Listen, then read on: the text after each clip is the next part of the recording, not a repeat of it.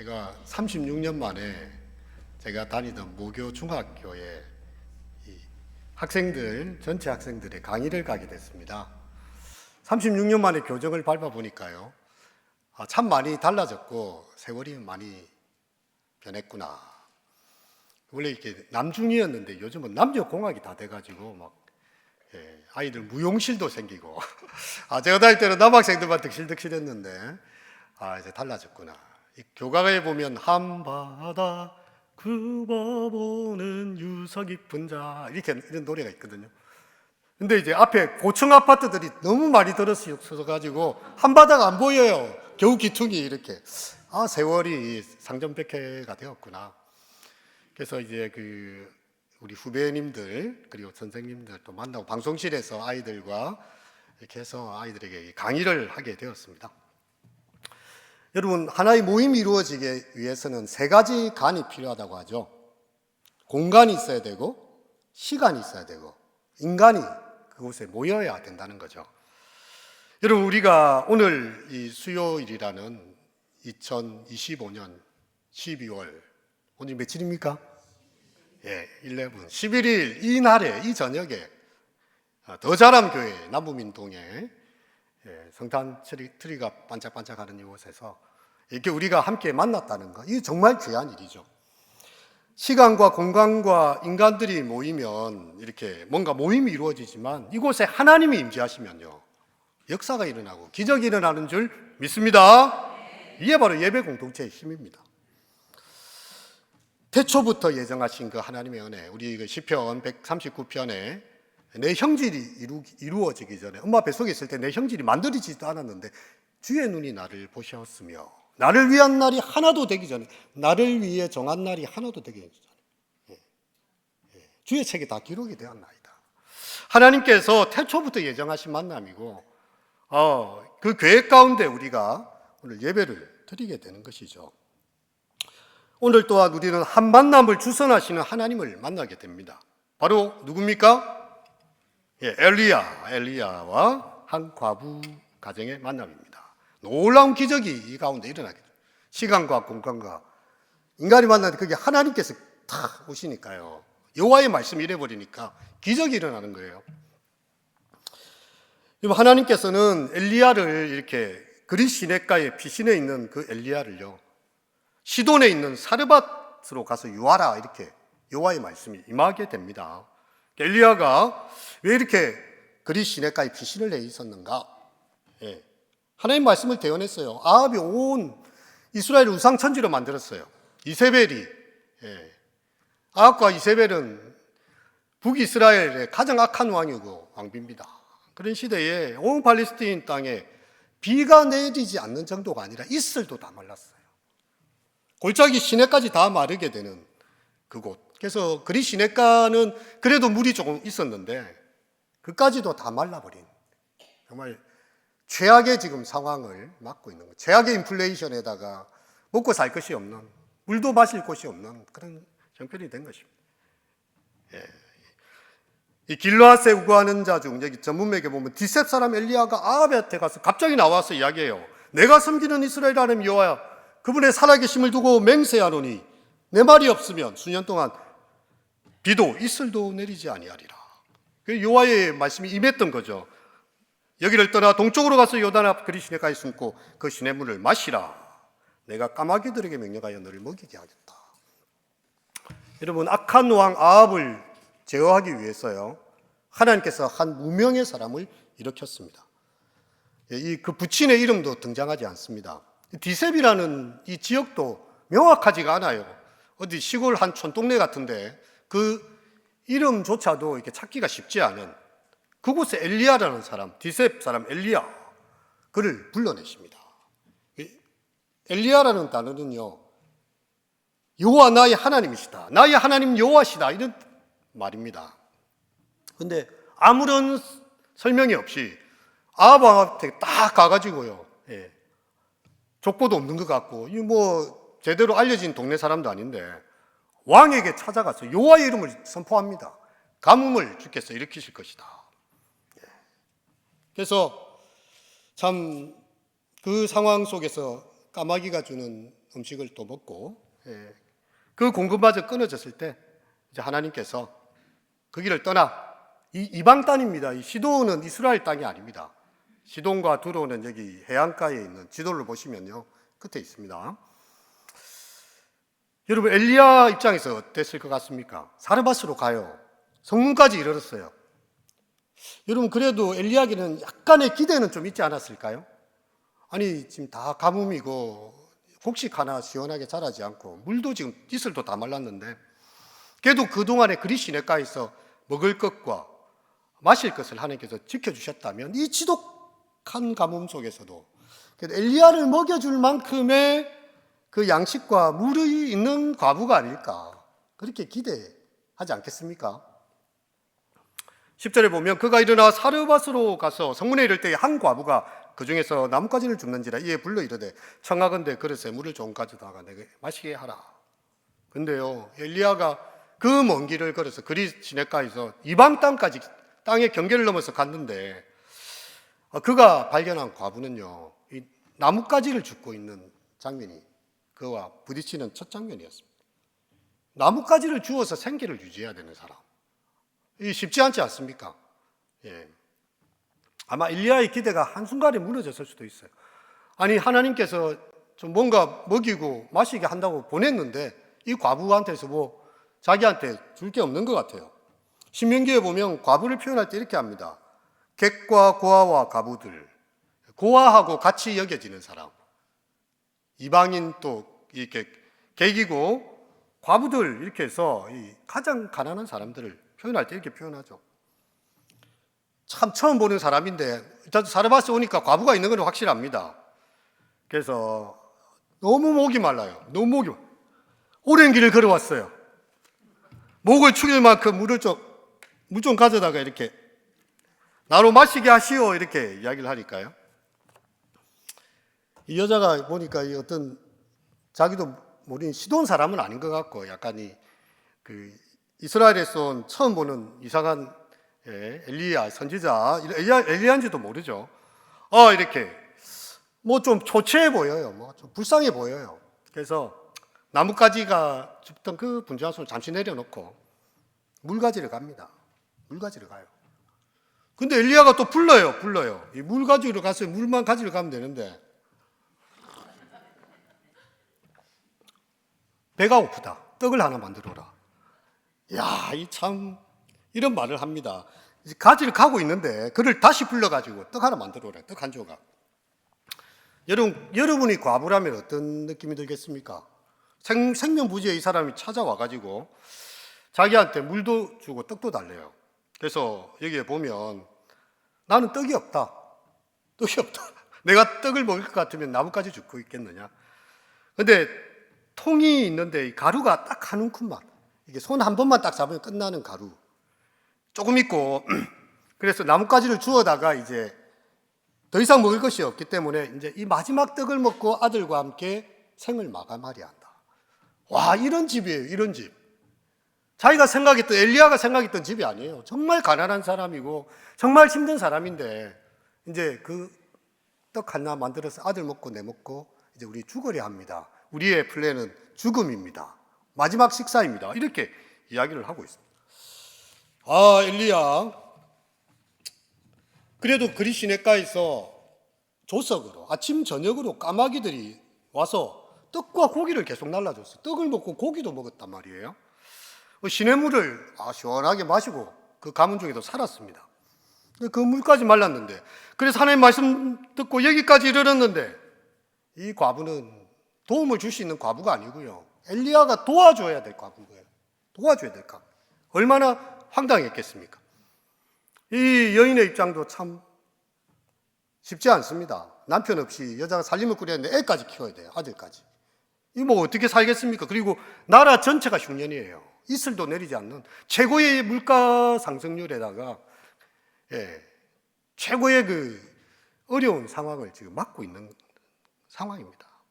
근데 다짜고짜 이름을 모르는 한 이상한 옷을 입은 타국의 남자가 와서 물을 달라고 하지 않나, 떡을 만들어 오라고 하지 않나. 야, 정말 어처구니가 없는 그런 상황이 될 것입니다. 여러분 여기 좀 오면 약간 두 사람이 충돌하면서 여러분에게 좀 질문이 생기지 않습니까? 왜 하나님은 엘리야를 하필 시돈 땅 과부한테 보내서 그를 이렇게 돕는 일을 하게 하시는가? 예수님께서 이 사건을 이야기를 하세요.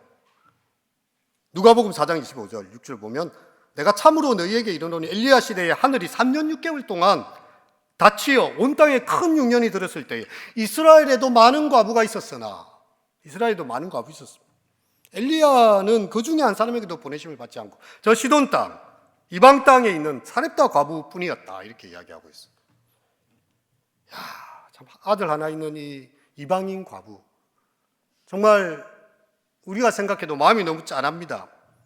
근데 여기에는요 이 여인을 도우시는 하나님의 손길이 숨어 있는 것이죠. 근데 우리는 아직 몰라요. 이게 도우심인지 와가지고 떡 내놓으라고 하고 막 이런 객기를 부리는 것인지 알 수가 없습니다.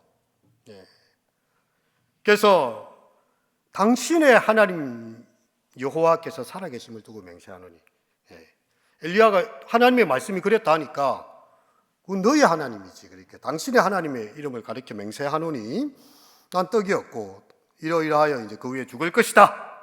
이렇게 이야기하고 있습니다. 하나님의 말씀이 지금 선포되고 있어요. 여호와의 말씀이 선포되고 있습니다. 선포되고 있어요. 근데 그 말씀이 마음에 하나도 와닿지 않는 거예요. 여호와 살아계시지만 나는 죽은 자와 다름없다.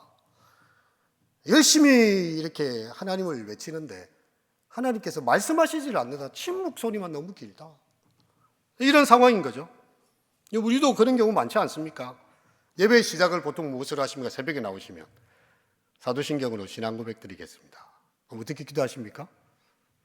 전능하사 천지를 만드신 하나님 아버지를 내가 믿사오. 이렇게 시작하지 않습니까? 근데 하나님은 전지전능하시고 천지를 만드셨는데 나는 지금 죽게 생겼어요. 지금 오늘 밤을 못 넘길 것 같고 내일 죽어야 될 것 같아. 빚을 못 갚아서 이제 마지막 이렇게 잡딱지 빨간 딱지 와서 붙을 것 같고요. 모든 게 송두리째 날아갈 것 같아요. 하나님의 이름을 부르는데 그거는 목사님이 하나님이고 그건 우리 권사님이 하나님이지 나는 아니라는 거예요.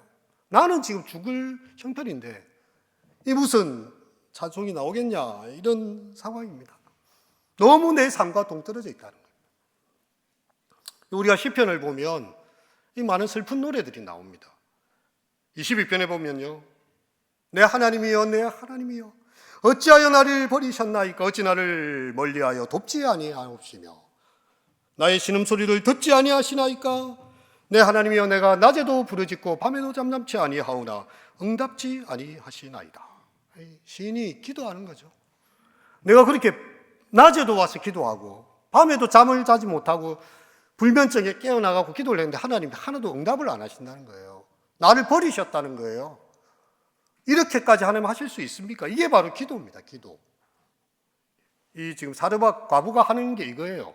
당신의 하나님을 가리켜 맹세하노니 나는 죽어야 된다 이거예요. 지금 상황이 도대체 뭐 길이 없다는 그런 것입니다.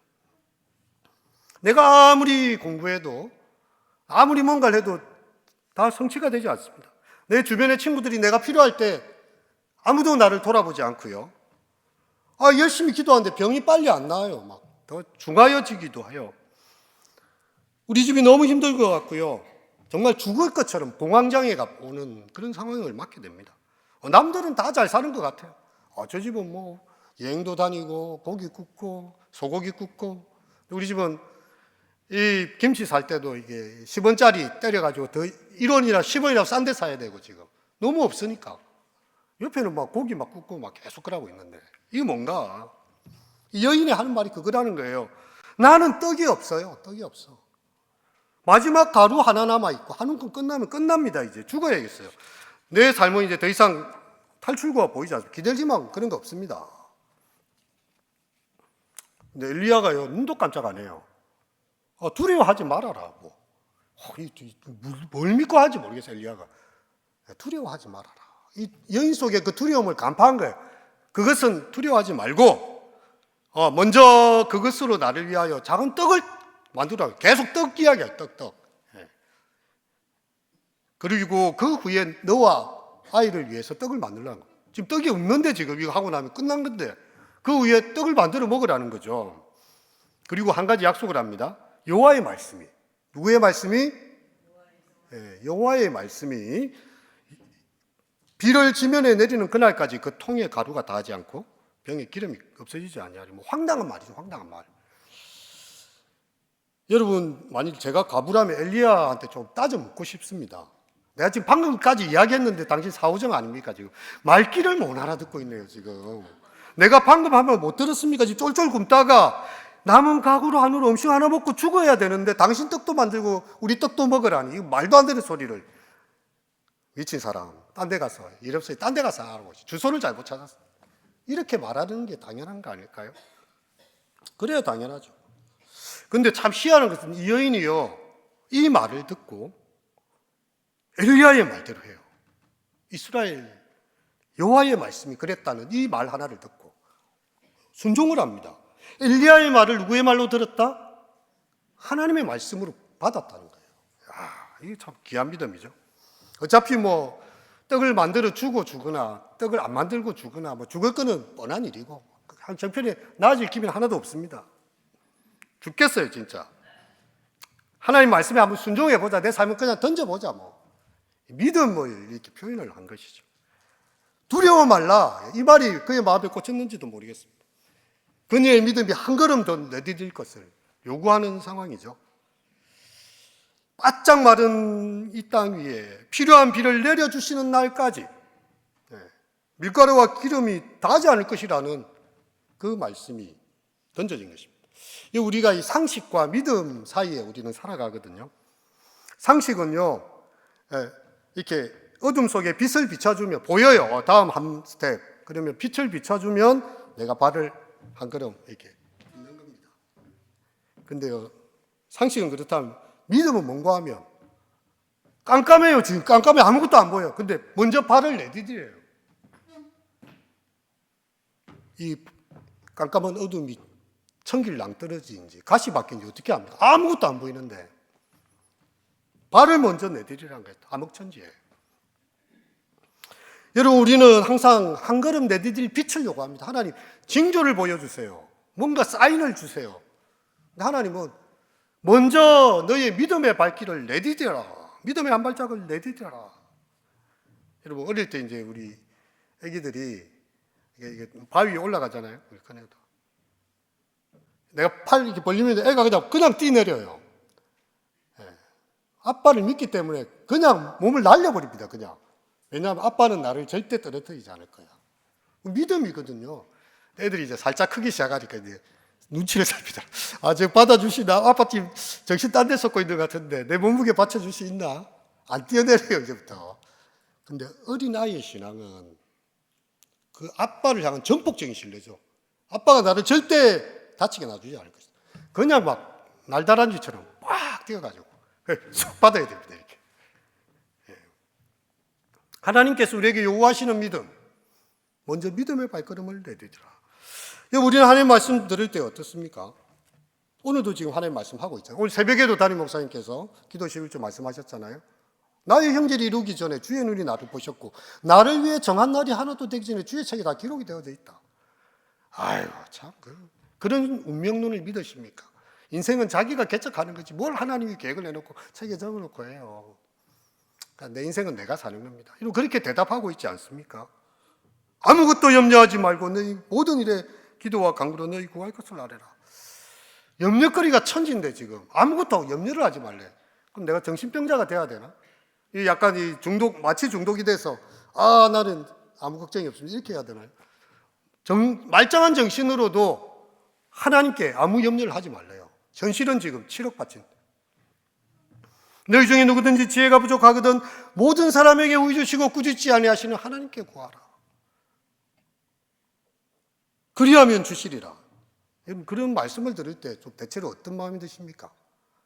참, 목사님도 인생을 참 모르시네. 직장생활 좀 해보셔야 되는데 연금이 어떻게 되고 지금 보험이 어떻게 빠져나가고 지금 이게 지금 돌아가는 게 메꾸고 사는 게 얼마나 힘든데 교회만 계시니까 천지 모르시고 저렇게 말씀하시지.